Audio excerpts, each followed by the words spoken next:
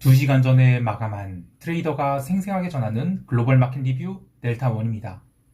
우리 증시는 오전장에 또 눌림이 있었지만 외국인이 점진적 선물 매수가 유입되며 상승 마감했고, 해외 시장은 다우지수가 9거래일 연속 상승하며 유럽이고 미국이고 모두 상승 마감했습니다.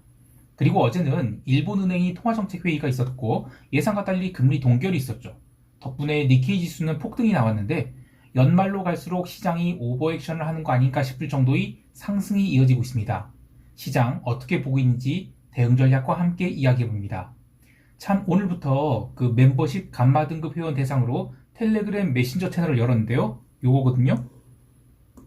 이런 식으로 본장 개장 전에 그 점검사항, 미국 세션 전에, 그리고 장중에 이런 식으로 뭐 10분이나 뭐 30분이나 이런 식으로 코멘트를 이렇게 해요. 시장에 특별한 이슈들은 뭐가 있었는지, 그리고 어떻게 지금 시장을 보고 있는지, 또 저희 트레이딩 내용도 이렇게 코멘트를 합니다. 커뮤니티 게시판에 가시면 멤버십용 텔레그램 채널 접속 주소를 확인하실 수 있는데요. 그 영상이 마음에 드신다면 저는 멤버십 감마 등급 회원을 꼭 좀 가입하셨으면 권해드려요. 자, 어쨌든 아시아 세션 리뷰 들어갈게요.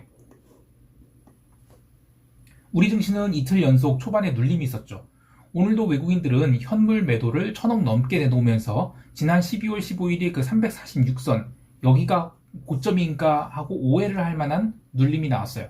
사실 12월 15일이 그 초반 급등 이후 시장이 조심스럽게 눌리는 패턴은 올해 몇 차례 보였던 선물 옵션 만기 이후의 방향성 하락 전환이 신호이기도 해요. 근데 지금은 연말장이죠. 글로벌 증시 또한 좀처럼 빠지지 않고 있어서 일방적인 하락을 기대한 것은 무리였다라고 보는데, 외국인들은 현물 매도를 초반 40분 동안 1000억이나 내놨어요. 그런데도 시장은 의미있게 밀리지 않았죠. 현물 말고도 외국인들은 선물도 한 2000억 가까이 매도했거든요. 그런데 개장 후 20분이 지나도록 의미 있는 하락 시세가 나오지 않자 현물은 그냥 매도 속도를 줄였지만 선물은 반대로 조심스럽게 걷어올리기 시작했습니다. 덕분에 장 초반에 눌렸던 0.1포인트까지 눌렸던 이 시장 베이시스는 조심스럽게 회복을 시작했어요. 오전 11시 이후에는 전일의 수준까지 베이시스가 회복되는데요. 이후 시장 베이시스는 더욱 확대됐죠. 그래서 오후장에는 이론 베이시스 대비 2포인트가 넘는 베이시스 초강세를 기록했습니다. 어제 시황에서 이야기했듯이 3월물 선물 베이시스의 이 구조적 강세 전환 가능성이 있다라는 얘기를 했는데, 지난 금요일에 시장 베이시스가 이론 베이시스 대비 1.7포인트 강세를 기록하면서 대량의 프로그램 차익 매수가 들어왔죠. 근데 어제는 좀 쉬었어요. 그런데 이제 오늘은 오전에 시장을 밀어버릴 때 실패하자 외국인들이 선물 매도를 매수로 전환했거든요. 그러면서 장마감까지 5천억으로 선물 매수를 했어요. 그러니까 그 금요일에는 시장 베이시스가 1.7포인트 강세였는데 오늘은 2포인트까지, 그러니까 그때보다 더 0.3포인트가 더 강세인 거예요. 그래서 이제 프로그램 차익 매수가 1000억이 들어왔죠. 자, 그런데 조금 아쉬운 부분이 있어요. 외국인들은 오늘 삼성전자를 순매도했어요. 현물 매매 동향을 보면 딱히 인덱스 매수한 것도 아니죠. 그러면 오늘의 인덱스 매수는 차익거래용 그 기관이 현물 매수, 그 정도가 유의미하고, 그 현물은 매매가 없었던 거예요. 그리고 이제 외국인들이 선물을 매수하긴 했는데 그 5천원까지 샀거든요. 그럼에도 불구하고 시장이 강세폭은 그닥 크지 않았어요. 물론 이제 방금 마감한 야간 선물은 지난주 금요일 고점을 넘겨서 마감했죠. 그래서 우리 증시는 충분히 레벨업 시도를 할 수 있을 것 같은데, 그동안에 양옵션 프리미엄을 또 제법 눌러놨어요. 그래서 저는 지수가 조금만 올라도 콜옵션 350 같은 경우에는 크게 폭발할 수 있는, 그러니까 의미 있는 레벨업 시도가 나올 수 있다, 이렇게 보고 있습니다. 선물 시장이 강세 흐름은 그렇다 치고 옵션 시장에서는 그간 강하게 델타를 끌어올려 풋옵션을 매도하던 흐름이 오늘은 상대적으로 좀 약했어요. 지난주에 선물 옵션 만기에도 불구하고 1월물 옵션은 풋클래스에서 대량의 매도가 발생해서 시장을 강하게 상방으로 보는 거래들이 있었는데, 오늘은 장 초반에 지수가 눌렸다가 오후장에 반등을 한데도 풋클래스에서는 의미 있는 미결 증가가 나타나지 않았어요. 그러니까 지금은 이 현재의 구간, 즉 345를 중심으로 한 이 구간에서는 풋옵션 매도 미결이 충분히 쌓였다라고 보고 있어요. 그래서 이 구간에서 레벨업이 나타나면서 높은 델타 값을 가진 풋옵션 매도가 쌓인다. 그러면 그건 진짜 레벨업이라고 봐야 되겠습니다. 한편 콜 클래스에서는 의외로 의미 있는 수준의 거래가 나타나지 않았어요.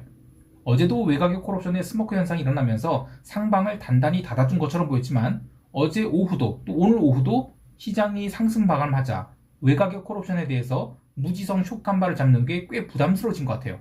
지금 1월물 옵션이 잔존일이 아직 4주나 남아있어요. 그래서 이제는 시장이 강하게 레벨업을 할 수 있다라고 봅니다.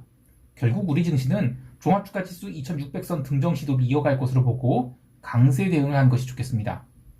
참, 여담 하나 하면 제가 정치적 발언으로 오해를 살 이야기는 최대한 자제하려고 하는데, 엊그제 박순혁 작가와 선대인 소장이 금융개혁당을 창당한다는 뉴스가 있었죠.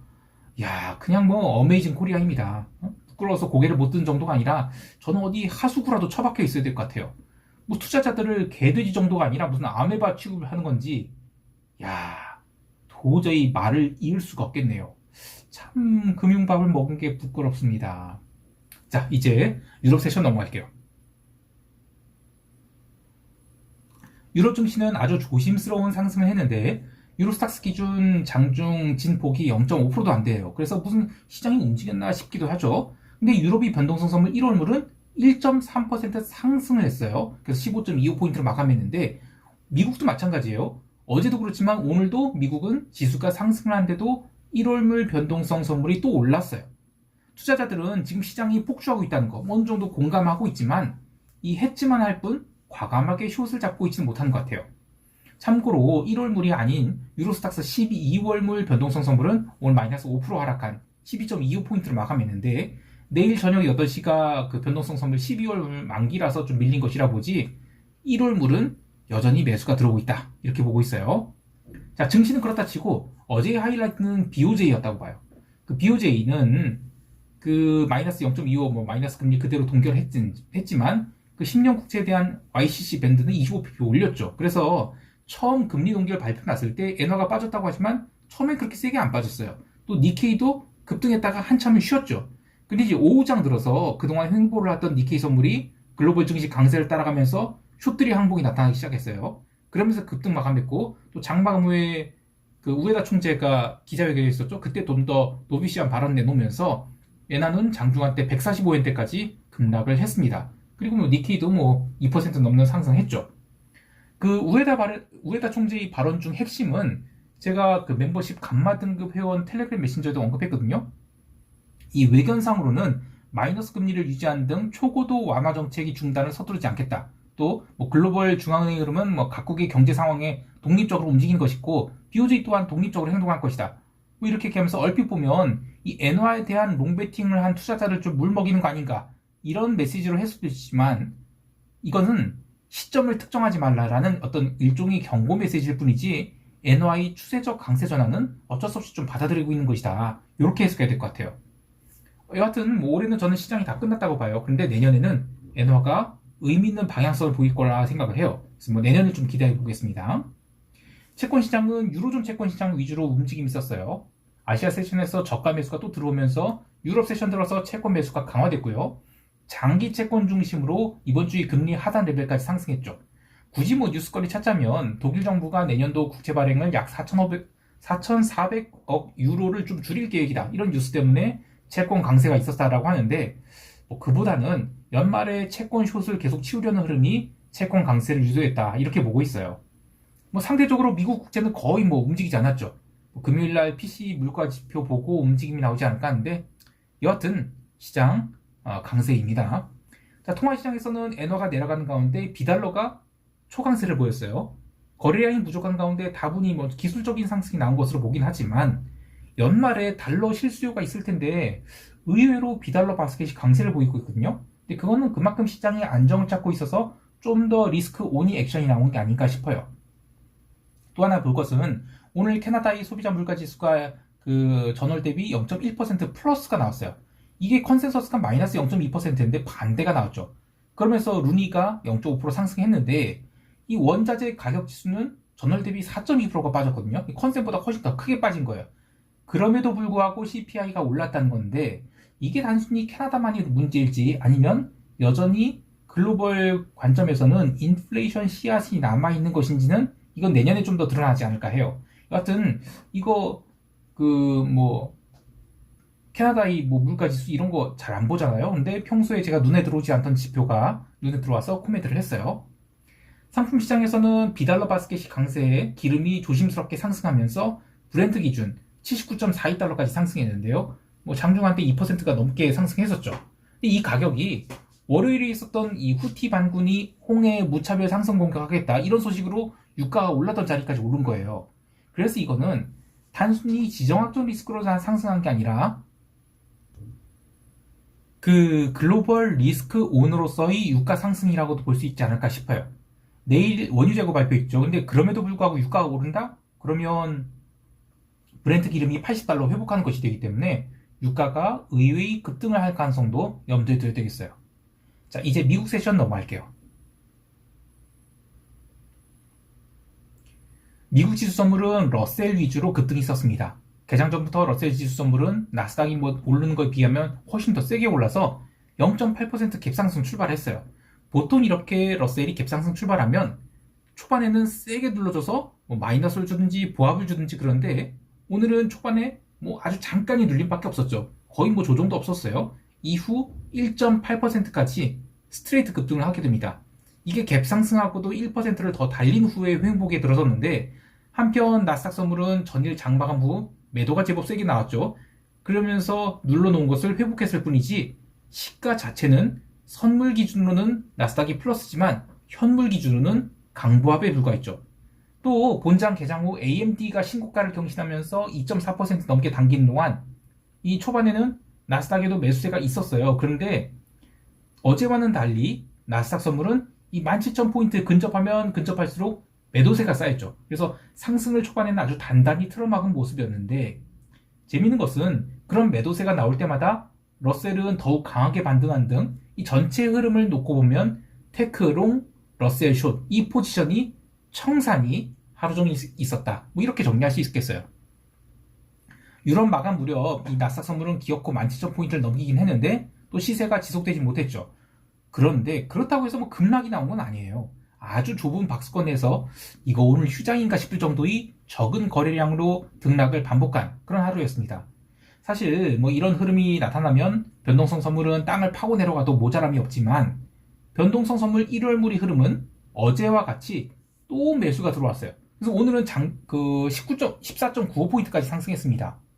어제 영상에서도 언급했듯이 지금이 변동성 상승은 시장이 부러진다에 베팅하는 그런 변동성 매수가 아니라 잔존 기간이 넉넉한 상황에서 워낙에 변동성 선물 가격이 낮아서 매수가 들어오는 것도 있고요. 또 현재의 시장 상승 흐름이 아직까지는 콜옵션이 폭력적 상승을 동반하지 않았기 때문에 콜감마 스퀴지 가능성 또한 대비한 그런 변동성 매수가 유입되는 것 같아요. 기초자산이 급등하면서 콜옵션 스퀴지가 난 뒤에 윗골이 달고 지수가 음봉이 나오기 전까지는 단기 꼭지조차 상승할 수 없는 강세장이 이어지고 있죠. 오늘 S&P 지수는 장마감 무렵 추가 상승해서 그렇지만 어쨌든 0.5%의 종가 고가 양봉이 나왔어요. 자, 그런데 S&P가 0.5% 올랐다는 것은 그냥 현재의 변동성 기준으로 보면 기대할 만한 수준의 상승이에요. 아직 급등, 즉 스퀴즈는 나오지 않고 있다는 것입니다. 시장에서 스퀴즈가 나오면 그러면서 변동성 오를 때 그때가 진정한 시장의 꼭지가 형성되었다고 보고요. 그 전까지는 숏 잡지 않도록 손가락 단단히 묶어둬야 되겠습니다. 개별 종목에서는 브로드컴이 오전장과 오후장이 살짝 눌리면서 음봉 마감했는데 그동안에 그 브로드컴이 사실상 대장주 역할을 하면서 시세를 뽑아냈었죠. 그런데 처음으로 음봉이 나왔어요. 물론 이 작은 음봉 하나 나왔다고 해서 바로 하락 시작 이런 건 아니고 이 선도하던 종목이 하나 둘 음봉을 만들게 늘어나면 그때부터 시장이 이제는 조만간 조정기가 올 수 있겠구나 그렇게 판단하는 거예요. 그리고 로빈후드 마켓츠 물론 실적 이슈도 있지만 오늘 10.64% 상승했거든요. 지난 7월 19일에 기록했던 13.2달러에 근접하는 그런 급등이 나왔는데 11월 중순부터 지금 로빈후드 마켓츠가 한 달 남짓 않은 시간에 벌써 70%대 상승이 나왔어요. 참 다이나믹합니다. 상대적으로 찰스 슈왑은 0.6%밖에 상승하지 못했는데 아무래도 로빈후드 마켓츠는 암호자산 강세의 버프를 받은 게 있다라고 봐요. 여하튼 이런 주식이 강세를 보이는 상황에서는 숏 보기가 어렵겠습니다. 이제 시장 총평하면서 대응 전략 이야기할게요.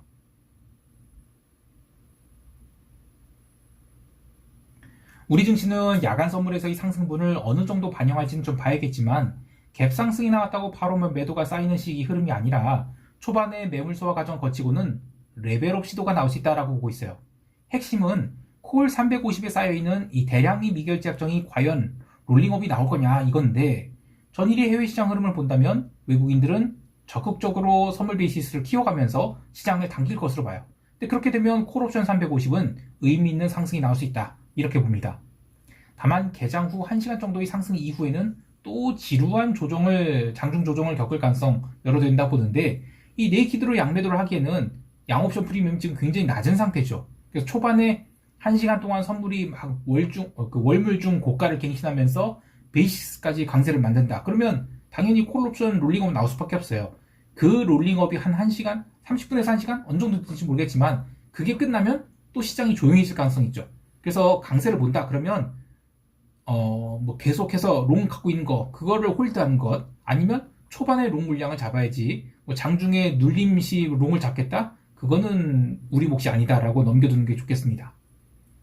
해외 시장에 대해서도 여전히 강세 뷰 갖고 있습니다. 어제 변동성 선물 매수 포지션 또 하나 줄였어요.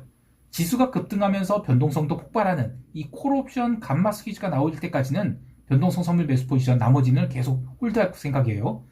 참고로 시장이 이렇게 강세가 진행되고 있는데 왜 뭐 지수 선물에 롱 잡지 않고 있냐 라고 질문을 하신다면 가격 자체의 강세는 인정하기 때문에 숏을 잡지 않지만 시장이 정점을 향해 갖고 있다고 보고 있어요.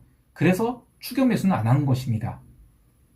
대신 그보다는 좀 보수적이지만 확실해 보이는 변동성 선물 매수를 해서 이익을 챙기고 있는데 물론 이게 생각보다 돈이 안 되는 건 맞아요. 근데 어차피 연말장에서는 손실을 내지 않는 것이 더 중요하죠. 버는 것은 내년에 해도 돼요. 오늘 장중에 나스닥 선물 참 지저분하게 움직였죠. 좁은 구간에서 하루 종일 뭐 한 건가 싶으실 텐데요. 의미 있는 움직임이 나올 때까지는 한 템포 쉬는 것도 좋겠습니다. 자, 오늘 하루도 성공 투자하시길 바라고요. 영상이 마음에 드시면 구독, 좋아요, 알림 설정 부탁드릴게요. 그리고 멤버십 감마 등급 회원을 위한 텔레그램 채널 오픈한 거 이거 정말 괜찮다고 보거든요. 그 멤버십 가입 또한 적극 권해드리겠습니다. 이상 델타원이었습니다. 감사합니다. 요거예요. 한번 가입을 권해드립니다.